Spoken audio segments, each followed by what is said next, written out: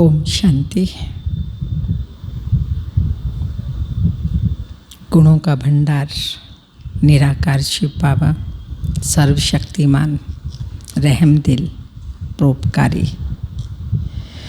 हम बच्चों को भी बाप समान रहमदिल दया का सागर परोपकारी बनना है। और साथ साथ जैसे बाबा शांति का दाता है, सारी दुनिया को शांति देता है, शांति दाता उसे कहा जाता है, तो बच्चों को भी मास्टर शांति दाता बनना है। दुनिया में शांति के सम्मेलन करते, प्रोग्राम करते, शांति की प्राइज देते हैं, लेकिन बाबा ने कहा वो शांति स्थापन नहीं कर सकते हैं। शांति स्थापन करने वाला केवल एक बाबा ही है। फिर बाबा ने कहा भक्ति मार्ग में कहते हैं गाय की पूंछ पकड़कर पार हो जाएंगे। ना जाने क्या क्या बातें किससे कहानी आई भक्ति में शास्त्रों में लिखी हैं। तो बाप आकर के अब सभी शास्त्रों का सार समझाते हैं। भक्ति मार्ग की जो भी बातें हैं उसको आध्यात्मिकता में समझाते हैं। तो चलिए समझते हैं आध्यात्मिकता क्या है, बाबा ने आज क्या भक्ति को आध्यात्मिकता में कैसे ले। 14 तारीख की बाबा के अनमोल साधारण अनमोल महावाक्य हैं। मीठे बच्चे, सारी दुनिया को शांति देना एक बाप का ही काम है। इसलिए कहते हैं हे शांति देवा। तो प्राइज भी बाप को मिलनी चाहिए। क्वेश्चन है कौन से बच्चे बाप को पूरा फॉलो कर सकते हैं। आंसर है जो बाप समान पावन बनते हैं वही पूरा फॉलो कर सकते हैं। दूसरा जो पक्के आशिक बने हैं वही मुझ माशूक को फॉलो कर सकें। ऐसे आशिकों को ही मैं साथ ले जाता हूँ। इसलिए शास्त्रों में दिखाते हैं गऊ का पूंछ पकड़ने से पार हो जाएंगे। अब यहाँ गऊ की या पूंछ की तो कोई बात ही नहीं है, समान बनने की बात है। पूंछ पकड़ कर के चले जाएंगे, पार हो जाएंगे, वो बात नहीं है। बाप समान शांति देने वाले, सुख देने वाले बच्चे ही बाप के साथ चलते हैं। उन्हीं को बाबा लेने आया। गीत तो प्यार का सागर है। ओम शांति। बाप दादा दोनों है ना। अब यह तो बच्चे जानते हैं कि आत्माओं का बाप शिव बाबा है। यह भी तुम जानते हो कि मैं पतित पावन हूँ, मैं निराकार हूँ। तुम भी निराकार हो, शांत स्वरूप हो। निराकार बाप भी शांत स्वरूप है, आत्मा भी शांत स्वरूप है। आत्मा का स्वधर्म भी शांति है। तुम्हारा निवास स्थान भी शांति धाम है। जब यज्ञ आदि रचते हैं तो कहते हैं शांति देवा, क्योंकि शांति का सागर तो वह परमात्मा है। सारी दुनिया को शांति देने वाला वह बाप है। ऐसे बहुत हैं जिसको शांति के पीछे प्राइज मिलती है। कभी किसको प्राइज मिलती तो कहेंगे ये शांति स्थापन करने के निमित्त बने हुए हैं। इसमें बड़ों के नाम लेते हैं। अब शांति तो चाहिए सारी दुनिया को, नहीं तो अशांत में रहने वाले औरों को भी अशांत करेंगे। पूरे विश्व का परिवर्तन चाहिए। थोड़े भी अशांत करने वाले होंगे, जो शांति वाले होंगे उनको अशांत करेंगे। यह है ही रावण राज्य। रावण दुश्मन है ना, राम को दुश्मन नहीं कहेंगे। राम की कभी एफजी नहीं जलाएंगे, ना त्रेता वाले राम की और ना परम पिता परमात्मा की। 4 राम कहते हैं ना। एक राम दशरथ का बेटा, एक राम घट घट का वासी, एक राम सकल पसारा और एक राम दुनिया से न्यारा, वो है शिव बाबा।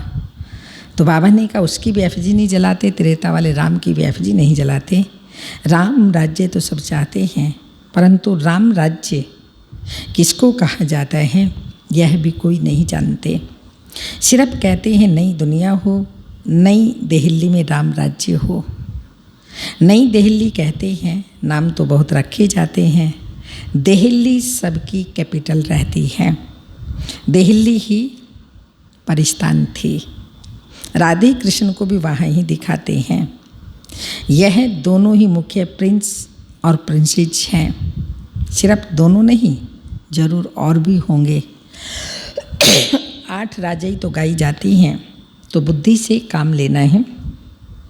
सतयुग में जरूर राजाई और भी होंगी। यहाँ भी देखो कितनी राजाई हैं। वृद्धि होते होते ढेर हो जाती हैं। फलाने फलाने गांव का महाराजा, छोटे छोटे गांव भी बहुत है ना। सतयुग में इतने थोड़ी थे। वहाँ तो लक्ष्मी नारायण का नाम वाला है। 2500 वर्ष उन्हों का राज्य चला। मनुष्य कहते हैं लाखों वर्ष हुए। विचार की बात है। यह है आत्माओं के लिए, जो बाबा ये सब सुना रहे हैं, दे रहे हैं, ये आत्माओं के लिए क्या है? भोजन है। बाप यह रूहानी भोजन देते हैं तुम्हारी बुद्धि को। ये बुद्धि का भोजन है आत्मा को, क्योंकि आत्मा में ही मन, बुद्धि, संस्कार तीनों हैं। तुम्हारी बुद्धि का तालाब खुला है। ऋषि मुनि आदि सब कहते थे हम रचना और रचना को नहीं जानते। अब तुम बच्चे ऐसे नहीं कहेंगे, हम तो रचना और रचना के आदि मध्य अंत को जानते हैं। तुम अपने 84 के चक्र को जान गए हो। आदि में तुम देवी देवता थे, फिर मध्य में रावण की प्रवेशता होने से विकारी बन गए। अब अंत है। तुम जानते हो अभी पुरानी दुनिया का विनाश हो, फिर आदि होगी। आदि में होगा राम राज्य। मध्य से रावण राज्य शुरू होगा। अब रावण राज्य पूरा हो, फिर राम राज्य होगा। नर से नारायण बनना है, तो यह है सत्य नारायण की कथा। तुम जानते हो सर्वशास्त्रमय शिरोमणि श्रीमत गीता है। श्रीमत मिलती है श्रेष्ठ बनने के लिए। श्री कहते हैं श्रेष्ठ को। बच्चे जानते हैं गीता शास्त्र है, जिसे देवी देवता धर्म का शास्त्र कहा जाता है, जिससे देवता धर्म की स्थापना होती है संगम पर। सतयुग में तो कोई पतित होते नहीं जो पावन बनाए। अब तुमको बाप समझाते हैं गीता को पतित पावनी नहीं कह सकते। गीता द्वारा पावन नहीं बन सकते। गीता के भगवान को पतित पावन कहते हैं। यह अच्छी रीति याद करो। गीता है आदि सनातन देवी देवता धर्म का शास्त्र। गीता के समय ही महाभारी महाभारत लड़ाई लगी थी, जिससे अनेक धर्म विनाश हुए और एक धर्म की स्थापना हुई। गीता के लिए कहते हैं देवी देवता धर्म का शास्त्र। ब्राह्मणों को शास्त्र नहीं कहते। ब्राह्मणों का नाम गीता में नहीं है। परम पिता परमात्मा ही आकर ब्रह्मा द्वारा सभी वेदों शास्त्रों का सार बताते हैं। अब तुम समझते हो सतयुग में आप होंगे। सतयुग में आप होंगे। हम कौन हैं? ब्राह्मण। तो ब्राह्मण सतयुग में होंगे? Yes no? नहीं, वो नहीं पूछ रहे हैं, स्पष्टीकरण। आप सतयुग में होंगे? ब्राह्मण नहीं होंगे, क्योंकि वहाँ एक ही आदि सनातन देवी देवता धर्म है। तो ब्राह्मण हुए, वो भी दूसरे हो गए ना। तो बाबा बता रहे अब तुम समझते हो सतयुग में ब्राह्मण होते नहीं। वहाँ है लक्ष्मी नारायण देवताएं, ब्रह्मा के बाद फिर विष्णु। चित्रों में भी दिखाया है ब्रह्मा द्वारा स्थापना विष्णुपुरी की। ब्रह्मा और विष्णु इकट्ठे नहीं होते। ब्रह्मा द्वारा देवी देवता धर्म की स्थापना होगी। यह डिटेल में समझने की बातें हैं। अभी तुम बच्चे शिव बाबा से स्वर्ग का वर्षा लेते हो। हकदार ठहरे ना। मुख्य धर्मशास्त्र हैं ही 4। श्रीमद् भगवत गीता नंबर 1 शास्त्र, जिससे नंबर 1 धर्म की स्थापना होती है। फिर होते हैं इस्लामी बोधि। एक गीता है जिसमें श्रीमद् भगवत गीता लिखा हुआ है और कोई शास्त्र में श्रीमद् नहीं है। श्रीमद् इस्लामी व श्रीमद् बोधि शास्त्र नहीं गाया जाता। श्रीमद् भगवत गीता एक ही है। उससे कौन सा धर्म स्थापन हुआ बताइए? आदि सनातन देवी देवता धर्म की स्थापना हुई। और स्थापना होती है कब? कल्प के अंत, संगम युग पर, अंत में। ये समझने की बातें हैं। अभी बाबा हमको टीचर के रूप में पढ़ाते हैं। ये बुद्धि में रहना चाहिए। बाप हमें पढ़ा रहे हैं, ये बुद्धि में रहना चाहिए। ये बुद्धि में रहेगा तो पढ़ाई स्वतः ही सारी बुद्धि में आ जाएगी। बाबा हमारा बाप है, टीचर भी है। बाबा पढ़ाई से सर्व की सद्गति करते हैं तो सतगुरु भी ठहरा। बाप को सभी याद करते हैं। अब गीता में कृष्ण का नाम डाल दिया। वह तो ज्ञान का सागर है नहीं। उनको ज्ञान के सागर बाप ने ऐसे बनाया है तो वह टीचर भी। यहाँ तुम नई बातें सुनते हो, शास्त्र आदि तो बहुत पढ़ते आए हो। अब तुम बाप के द्वारा डायरेक्ट सुनते हो। आगे सब शरीरधारी मनुष्यों से सुना था। अभी तुम समझते हो हम आत्मा असल में अशरीरी थी। जब यहाँ आए शरीर धारण किया, शरीर के सहित नहीं आए, अशरीरी आए थे। अशरीरी होकर जाना है। पीछे भी शरीर धारण किया है। बाबा भी अशरीरी है। शिवलिंग बनाते हैं ना। आत्मा शरीर द्वारा उनको पूछती है, पुकारते भी हैं, हे पतित पावन आओ, हे परम पिता परमात्मा आकर हमको पतित से पावन बनाओ। लिंग की पूजा करते हैं, परंतु ये थोड़ी समझते हैं कि ये पतित पावन बाप है जिसको हम पुकारते हैं। शिव भगवान है, ईश्वर है, बस ऐसे ही याद करते हैं। उनको बाबा कहे तो बुद्धि में आए कि बाबा से वर्षा मिलना चाहिए। हमको वर्षा मिला है तब हम पूजते हैं। भारतवासियों को वर्षा मिला जरूर है, कम मिला ये भूल गए हैं। अब तुम बच्चे समझते हो। बच्चे कहते हैं हम बाबा के पास आए हैं। शिव बाबा ब्रह्मा तन में आकर समझाते हैं। त्रिमूर्ति का नाम बाला है। त्रिमूर्ति मार्ग नाम रखा है। बाप की महिमा बहुत है। गीत में भी सुना ना? क्या सुना गीत में? क्या गीत में भी सुना ना? तो प्यार का सागर है। आदि आदि सर्व का सद्गति दाता है। सर्व को सुख शांति देने वाला है। सर्व का दुख हरता सुख करता है। बहुत प्यारा है शिव बाबा, बहुत प्यारा है। उनसे प्यारी चीज़ और कोई होती नहीं। जो बाप स्वर्ग का मालिक बनाए वह जरूर प्यारा होगा ना। वह बेहद का बाप है। कहते हैं बच्चों मेरे से स्वर्ग की बादशाही मिलती है ना। तुम आत्माएं भाई भाई हो। अभी बाप द्वारा सुन रहे हो।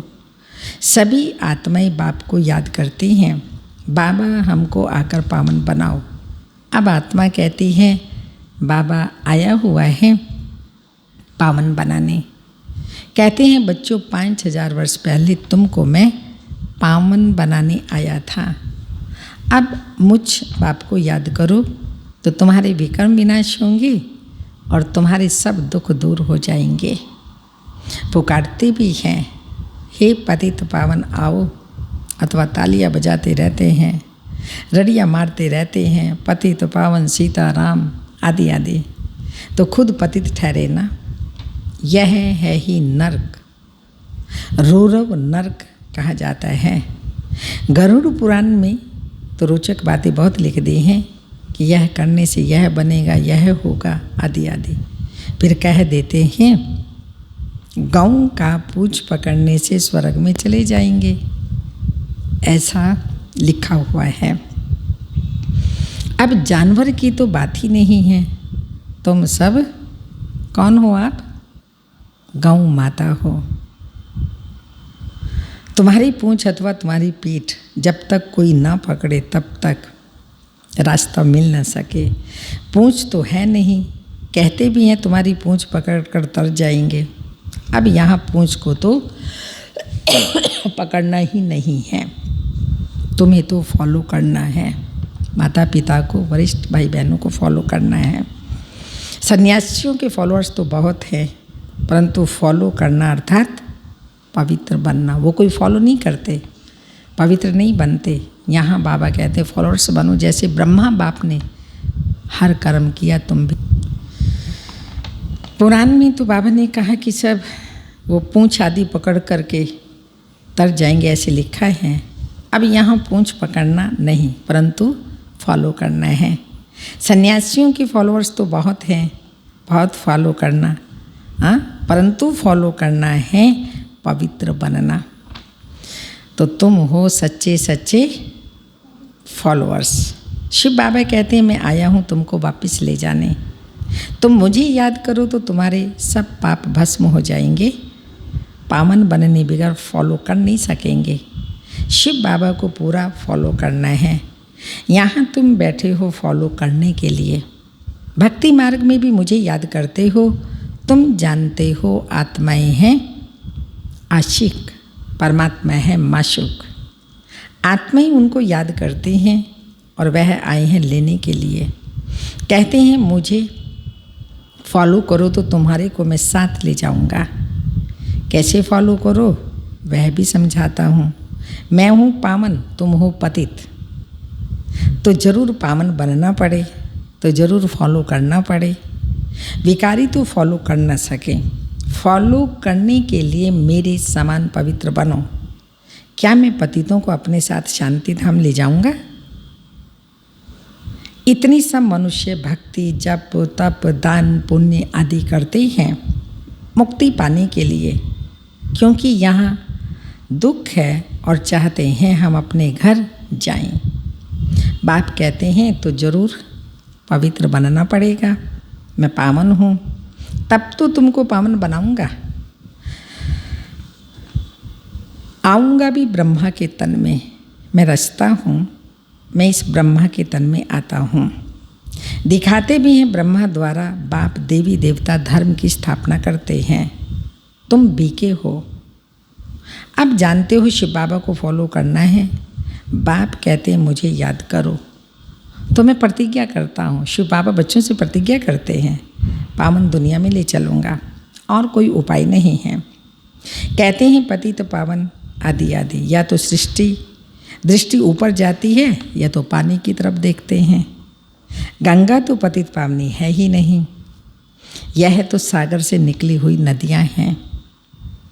अब पूंछ तो तुम्हारा पकड़ना चाहिए।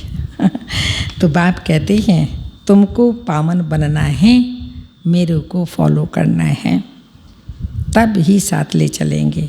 तो बाप कहते हैं तुम तो मेरे साथ रहने वाले थे, मेरे साथ ही पवित्र धाम, पवित्र दुनिया, पावन दुनिया में रहते थे।